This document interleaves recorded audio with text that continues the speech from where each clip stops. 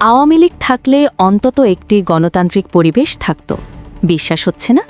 হ্যাঁ, ঠিক এই কথাটিই বলেছেন বিএনপির মহাসচিব মির্জা ফখরুল ইসলাম আলমগীর। যে দলটির বিরুদ্ধে ১৫ বছর লড়াই করে শত শত কর্মী জীবন দিল, সেই দলটিকে নিয়ে ফখরুলের এই হাহাকার কেন?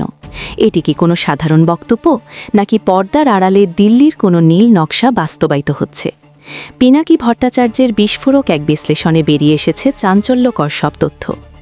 আজ আমরা দেখাবো কেন বিএনপি এখন আওয়ামী লীগকে পুনর্বাসনের দায়িত্ব নিচ্ছে। ভিডিওটি শেষ পর্যন্ত দেখুন, কারণ শেষে রয়েছে পিনাকির সেই ভয়ঙ্কর বার্তা। সম্প্রতি এক বক্তব্যে মির্জা ফখরুল ইসলাম আলমগীর আক্ষেপ করে বলেন, নৌকার যিনি কাণ্ডারি তিনি আপনাদের ফেলে দিল্লিতে বসে আছেন। তিনি থাকলে অন্তত একটি গণতান্ত্রিক আবহ বা পরিবেশ থাকত। ফখরুলের এই বক্তব্যের পর রাজনৈতিক মহলে শুরু হয়েছে তীব্র সমালোচনা। পিনাকি ভট্টাচার্য প্রশ্ন তুলেছেন, মির্জা ফখরুল কি সেই পুরনো লুটপাট, গুন্ডামি আর বড়লোকদের শাসনের পরিবেশকেই গণতন্ত্র মনে করছেন? পিনাকির মতে, মির্জা ফখরুল আসলে জুলাই গণ অভ্যুত্থানের মাধ্যমে আসার নতুন আকাঙ্ক্ষাকে ভয় পাচ্ছেন, আর তাই তিনি পুরনো ব্যবস্থাকেই ফিরিয়ে আনতে চাইছেন।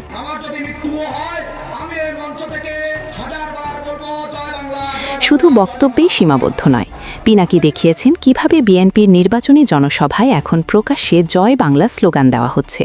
তিনি দাবি করেন, বিএনপির এই চরিত্র বদল আসলে একটি বৃহত্তর পরিকল্পনার অংশ। ভারতীয় সাংবাদিক সুবীর ভৌমিকের উদ্ধৃতি দিয়ে পিনাকি বলেন, ভারত এখন বিএনপিকে তাদের বেস্ট অপশন হিসেবে বেছে নিয়েছে, কারণ আওয়ামী লীগ মাঠে নেই। পিনাকির বিস্ফোরক দাবি, বিএনপি এখন দিল্লির সেই চিত্রনাট্য অনুসরণ করছে, যেখানে আওয়ামী লীগকে সুকৌশলে পুনর্বাসন করা হবে। পিনাকির ভিডিওতে একজন সাধারণ রিকশাওয়ালার সাক্ষাৎকার তুলে ধরা হয়েছে, যেখানে তিনি বলছেন, আওয়ামী লীগের সময় যে নৌকা ভাড়া ছিল ৮০ টাকা, এখন বিএনপির আমলে তা ১০০ টাকা। রিকশাওয়ালার এই সহজ সমীকরণই প্রমাণ করে যে সাধারণ মানুষের কাছে বিএনপি ও আওয়ামী লীগের মধ্যে কোনো পার্থক্য নেই। এছাড়া নীলফামারীতে বিএনপি প্রার্থীরা যেভাবে আওয়ামী লীগের চিহ্নিত সন্ত্রাসীদের অভয় দিচ্ছেন ও মামলার দায়িত্ব নিচ্ছেন, তা পিনাকির দাবিকেই জোরালো করছে। সবশেষে পিনাকি ভট্টাচার্য একটি ভয়ঙ্কর সতর্কবার্তা দিয়েছেন। তিনি বলেছেন, ভারত তাদের দূতাবাসের কর্মকর্তাদের সরিয়ে নিয়ে দূতাবাসকে নন ফ্যামিলি পোস্টিং হিসেবে ঘোষণা করেছে। এটি ইঙ্গিত দেয় যে ভারত হয়তো চায় বিএনপি ক্ষমতায় আসুক এবং এরপর বাংলাদেশের বিরুদ্ধে একটি বড় কূটনৈতিক যুদ্ধ শুরু করে রাষ্ট্রকে পঙ্গু করে দিক, যাতে আওয়ামী লীগের মতো শক্তির পুনরায় প্রবেশের পথ তৈরি হয়। মির্জা ফখরুলের এই বক্তব্য কি তবে সেই ভয়ঙ্কর ভবিষ্যতেরই পূর্বাভাস? আপনারা কি ফখরুলের সাথে একমত যে আওয়ামী লীগ থাকলে গণতন্ত্র থাকত? আপনার মতামত কমেন্টে জানান। ভিডিওটি শেয়ার করে সত্য ছড়িয়ে দিন। ধন্যবাদ।